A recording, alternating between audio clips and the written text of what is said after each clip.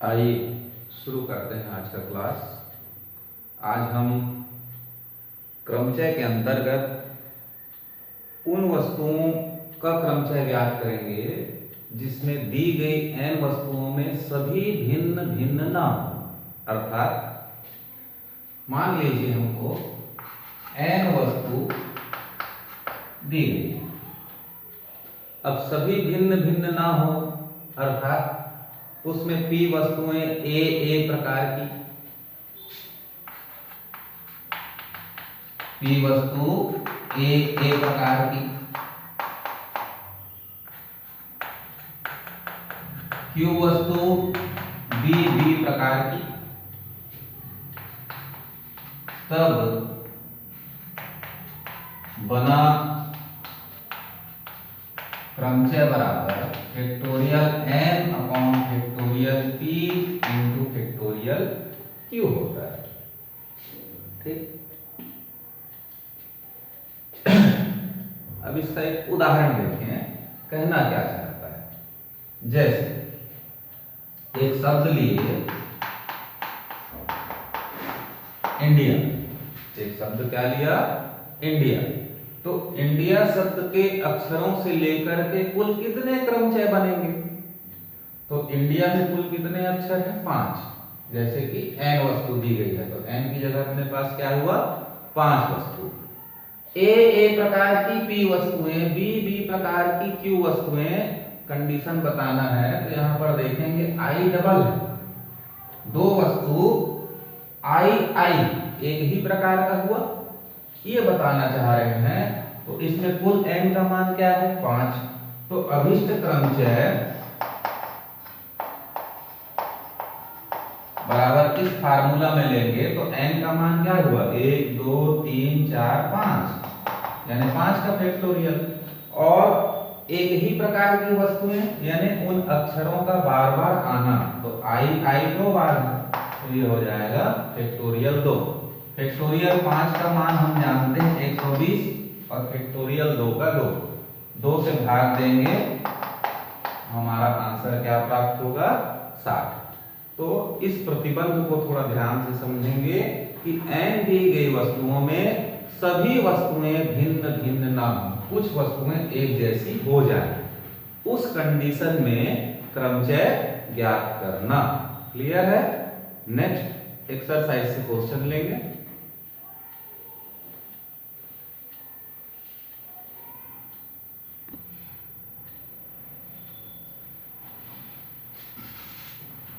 तो प्रश्नावली का पहला प्रश्न देखते हैं। सभी अक्षरों को साथ लेने पर कितने क्रमचय बनेंगे? पहला शब्द दिया है रायपुर और दूसरा शब्द दिया है कोलकाता। तो 2D.7 में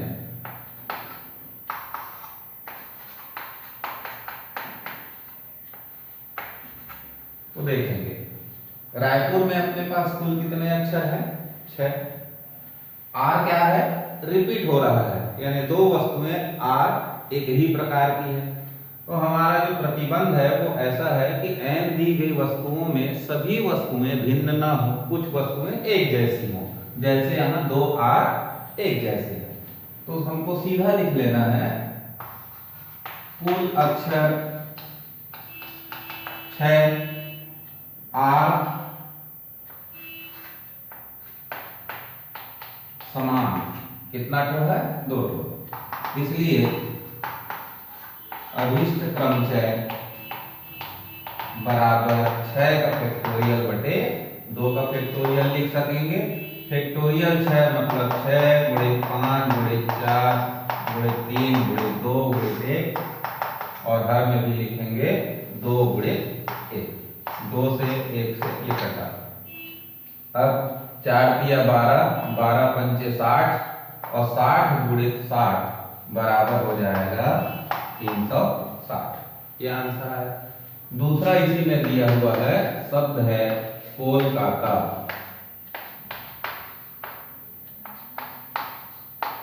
ठीक, इसका हल देखें तो इसमें सीधे अभिष्ट क्रमचय लिखेंगे डिटेल लिख सकते हैं। कुल अक्षर कितना है देखिए, 3 3 6 1 7, तो ऊपर आ जाएगा 7 का फैक्टोरियल। के 2 बार आया है तो हर में 2 का फैक्टोरियल, और ए भी 2 बार आया है तो हर में लिखेंगे 2 का फैक्टोरियल। अब 7 गुणित 6 गुणित 5 गुणित 4 गुणित 3 गुणित 2 गुणित 1, और नीचे 2 गुणित 1 2 गुणित 1, 2 1 कट गया और 2 दूनी 4 कट गए। बचे हुए अंक 7 6 5 2 गुणित 3, 3 दूनी 6, 6 पंचे 30, और 30 गुणित 6 180, और 180 गुणित 7 कर देंगे 7 शून्य 0, 7 अट्ठे 56, 7 एकम 7 5 12, तो इसका आंसर आ जाएगा 1260। तो बहुत ही आसान है, एक दो उदाहरण के माध्यम से आपको और समझ में आएगा कि n दी गई वस्तुओं में सभी वस्तुएं भिन्न ना हो का मतलब क्या है। ठीक,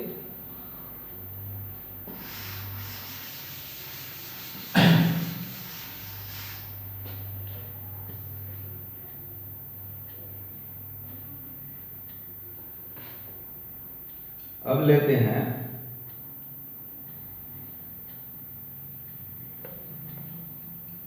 प्रश्न क्रमांक 7।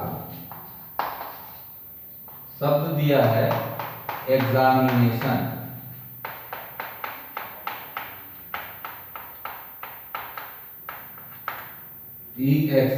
EXAMINATION।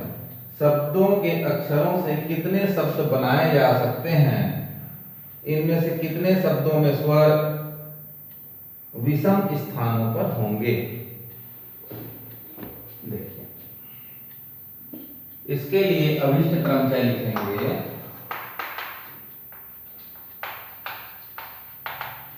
एक 2 3 4 5 6 7 8 9 10 11, तो ऊपर आ गया 11 का फैक्टोरियल लिखेंगे, और अंश हर में लिखेंगे जो अक्षर रिपीट होगा और जितने बार होगा उसका फैक्टोरियल। तो देखेंगे ए 2 बार है तो 2 का फैक्टोरियल, आई भी 2 बार है तो और 2 का फैक्टोरियल, और एन भी 2 बार है तो 2 का और फैक्टोरियल। अब इसको हल कर लेंगे आप लोग। 11 का फैक्टोरियल मतलब 11 का गुणा करते हुए आप कहां तक जाएंगे, 1 तक। तो 11 गुणित 10 गुणित 9 गुणित 8 गुणित 7 गुणित 6 गुणित 5 गुणित 4 गुणित 3 गुणित 2 गुणित 1।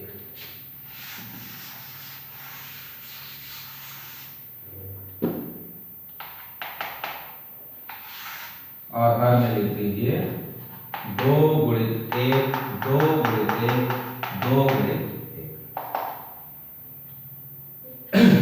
गुणा करते हैं, 2 से 2 कट गया और 2 दूनी 4 कट गया, 1 तो वैसे ही कटा सकते हैं। अब बचा क्या, उसको गुणा करिए। तो यहाँ 3 5 दिया 15, 15 छक्के 90, 90 गुणित 7 तो 9 सत्ते 63 630, 9 अट्ठे 72, 72 गुणित 11 कर देते हैं तो 11 दूनी 22, और 11 सत्ते 70 और 2 9, और दहम है तो एक बार 10 का गुणा इसी से ले लेंगे तो 1 0 और बढ़ जाएगा।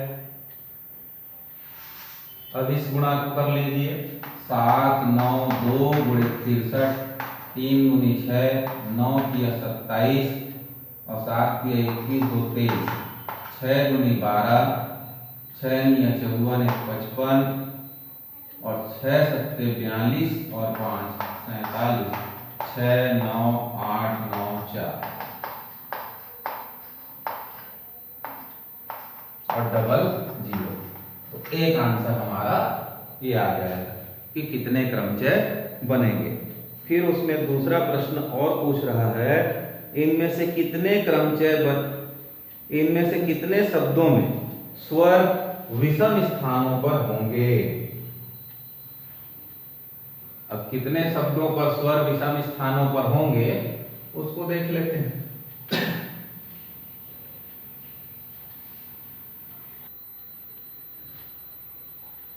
सातवें प्रश्न का दूसरा भाग है कि स्वर विषम स्थानों पर कितने प्रकार से होंगे। तो आप बॉक्स बना लीजिए।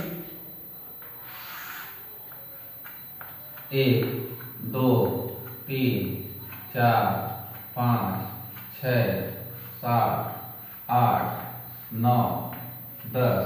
तो ये हो जाएगा 11। ठीक। अब 1 3 5 7 9 11 विषम स्थानों की संख्या कितनी हुई? 1 2 3 4 5 6। स्वर कितने हैं देखिए। तो ई, ए, आई, ए 4 5 6 स्वर हैं 6। तो व्यंजन कितने होंगे? 5, क्योंकि कुल 11 है। अब 6 स्वरों में ए 2 बार है, आई 2 बार है, जिसमें आई व ए 2 बार है। और 5 व्यंजन है जिसमें एन 2 बार है, जिसमें एन 2 बार है। इसलिए अभिष्ट क्रमचय, देखिए पहले हम क्या करेंगे, स्वरों को विषम स्थानों पर रखेंगे। तो स्वर कितने हैं हमारे? 6। तो ये हुआ 6 का फैक्टोरियल। अब उस 6 स्वर में ए 2 बार है और आई 2 बार है, इसलिए बटे में 2 का फैक्टोरियल 2 का फैक्टोरियल हो जाएगा। इन अक्षरों को विषम स्थानों पर रखने के बाद शेष जो स्थान बचा है उसमें हमको व्यंजन को रखना होगा। तो व्यंजनों की संख्या कितनी है? 5। तो 5 का फैक्टोरियल और इसमें n 2 बार है, तो नीचे हो जाएगा 2 का फैक्टोरियल। अब इसको कैलकुलेट कर देते हैं तो आंसर आ जाएगा। तो यहाँ देखेंगे 6 के फैक्टोरियल को लिखते हैं 720 और 2 दूनी ये हो जाएगा 4 और 5 का फैक्टोरियल होता है 120 बटे हुआ 2। तो 2 60 हो गया, 4 एकम 4 4 8 32 4 0 0 18 पंचे 90 18 छक्के 108। तो दूसरा आंसर आ जाएगा 10,800। क्लियर है?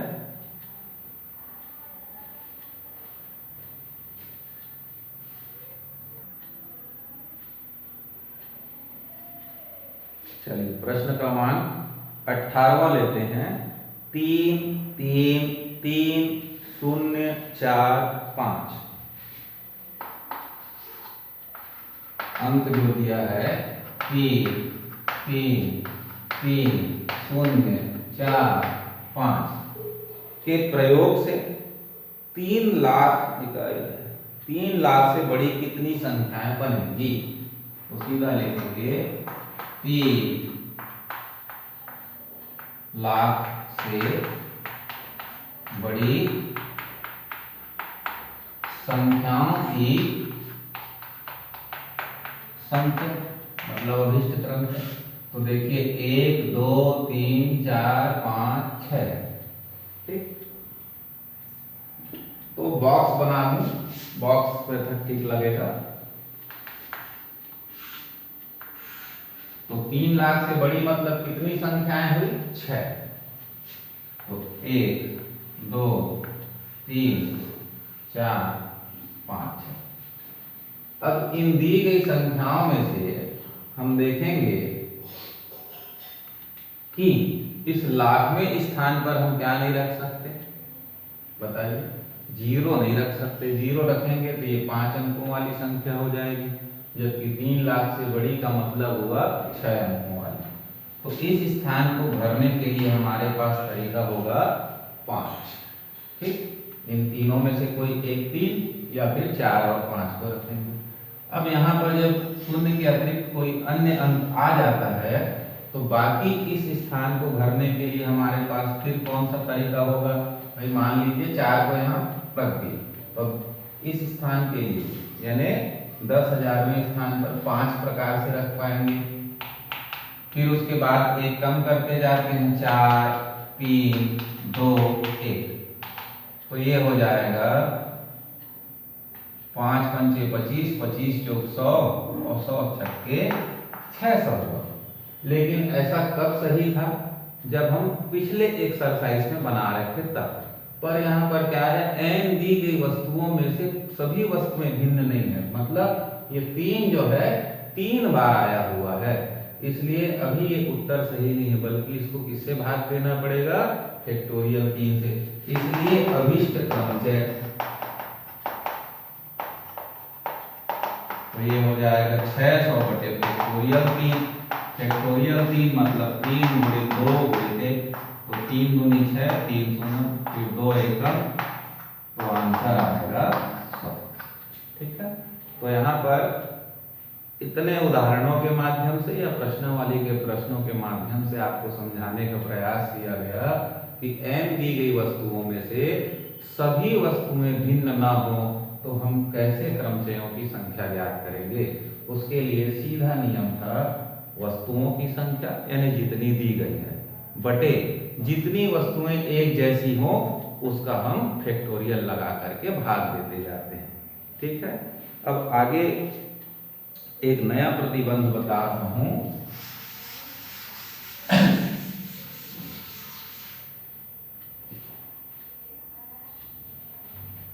जब वस्तुओं की पुनरावृत्ति हुई हो, तो वस्तुओं की पुनरावृत्ति, दूसरा आज का प्रतिबंध हमारा है वस्तुओं की पुनरावृत्ति हो। अभी तक के जितना प्रश्न बना रहे थे उसमें वस्तुओं की पुनरावृत्ति नहीं कर रहे थे। अब पुनरावृत्ति से क्या मतलब है कि n वस्तुओं में से एक बार में r वस्तुएं लेने पर बने क्रमचयों की संख्या, जबकि प्रत्येक वस्तु किसी भी विन्यास में चाहे कितनी ही बार क्यों ना ले ली जाए। ऐसे प्रश्न को कैसे समझें, जैसे एक कक्षा में 4 विद्यार्थी हैं, ठीक, अब कोई प्रतियोगिता हुआ, उसमें 3-4 प्रतियोगिताएं हैं, तो एक ही विद्यार्थी को बार बार इनाम मिल सकता है। ऐसा कंडीशन यहाँ अप्लाई नहीं किया जा रहा है कि एक विद्यार्थी को अगर एक बार प्राइज मिल गया तो दूसरी बार नहीं मिलेगा, यानी वस्तु रिपीट हो रहा है, यानी बार बार उस बच्चे को प्राइज मिल सकता है। ठीक उसी प्रकार एक दूसरा उदाहरण लीजिए। मान लीजिए एक शहर में एक डाकघर और 3 पोस्ट बॉक्स है। पोस्ट बॉक्स समझते होंगे जिसमें हम लेटर डालते हैं। तो ऐसे कुल डाकघर में भी हम चिट्ठी डाल सकते हैं और उस लेटर बॉक्स में भी चिट्ठी डाल सकते हैं। तो हमारे पास इस प्रकार से देखेंगे तो ये 4 बॉक्स होगा जिसमें हम किसी भी बॉक्स में लेटर डाल सकते हैं। अब मान लीजिए आपके पास 3 पत्र हैं, तो यहाँ पर ये प्रतिबंध नहीं है कि एक बॉक्स में डाल दिए हैं तो अब उसी बॉक्स में नहीं डाल सकते। यानी पहला लेटर डालने के लिए आपके पास कितने ऑप्शन होंगे, 4। मान लीजिए आपने इसमें उस लेटर को ड्रॉ कर दिया।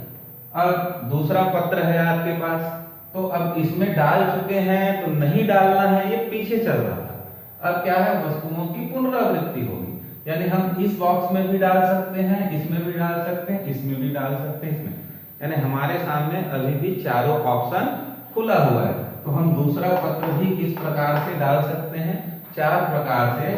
तो इसी प्रकार तीसरा पत्र भी हम कितने प्रकार से डाल सकेंगे, 4 प्रकार से डाल सकेंगे, यानी हमारा आंसर आ जाएगा 4 की घात 3। तो इसके लिए एक फार्मूला लिखते हैं, n वस्तुओं में से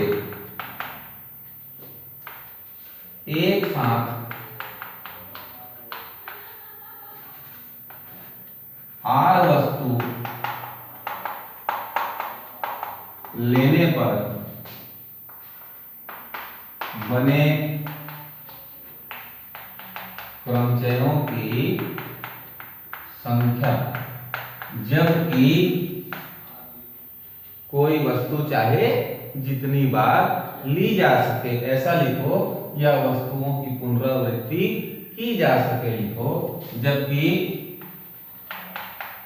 कोई वस्तु चाहे जितनी बार ली जा सके।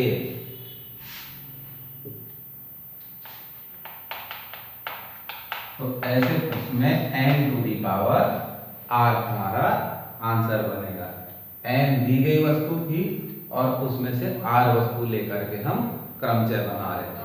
प्रश्नावली के माध्यम से इस प्रतिबंध को और स्पष्ट करने का प्रयास करते हैं।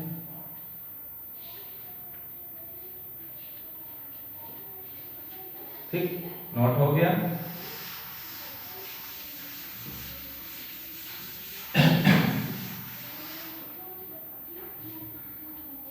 तो चलिए 2D8 में आते हैं।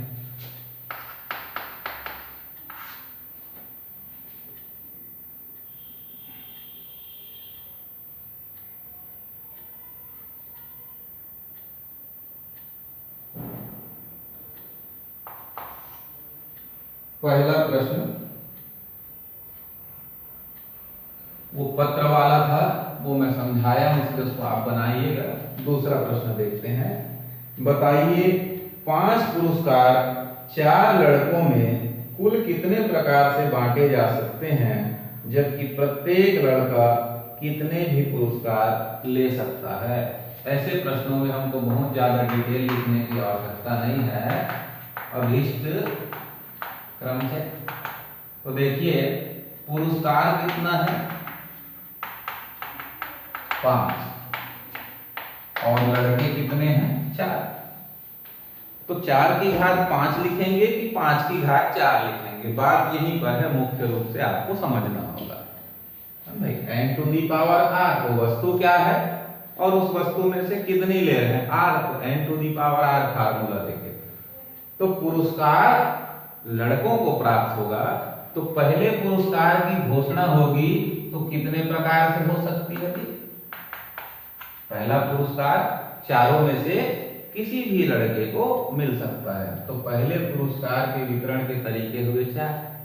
अब यहाँ पर यह नियम है कि एक ही पुरस्कार बार बार उसी लड़के को मिल सकता है, यानी उस लड़के को मिल गया तो बाहर नहीं करना है, रिपीट लेना है। तो अब दूसरा पुरस्कार फिर कितने प्रकार से बढ़ सकता है 4।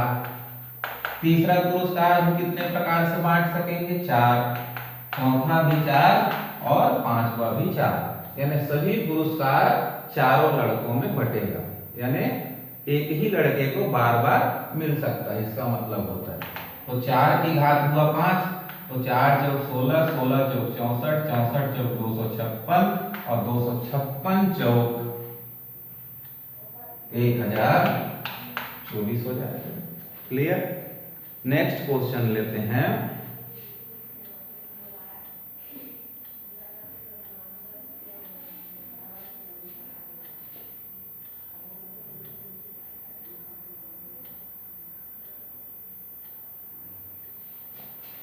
चौथा प्रश्न, मित्र दिया है 6 और नौकर है 3, तो अभिष्ट क्रमचय। अब प्रश्न पढ़ लीजिए। सौरभ के 6 मित्र हैं, उनमें से एक अथवा अधिक को 6 मित्रों, चौथा प्रश्न, 6 मित्रों को बुलाने के लिए 3 नौकरों को कितने प्रकार से भेजा जा सकता है। तो यहाँ भेज किसको है नौकर, और बुलाना किसको है मित्र को। तो 6 की घात 3 आएगा कि 3 की घात 6 आएगा। तो पहले मित्र को बुलाने के लिए हम कितने नौकरों को भेज सकते हैं 3। ठीक, अब वो बुला के आ गया मान लीजिए, फिर तीनों नौकर घर पर हैं, हम दूसरे मित्र को बुलाने के लिए पुनः कितने नौकरों को भेज सकते हैं 3, यानी हम प्रत्येक मित्र को बुलाने के लिए हमारे पास 3 नौकर उपलब्ध हैं। हर बार हमारा ऑप्शन क्या होगा 3। तो 3 गुणित 3 ऐसा कितने मित्रों के लिए करना है 6। तो 3 गुणित 3 गुणित 3 गुणित 3 करेंगे तो 3 की घात 6 आएगा। इसका गुणा कर दीजिए, 3 तिया 9 तिया 27 और इधर से भी 3 तिया 9 तिया 27 और 27 27 हो जाता है 729। ठीक,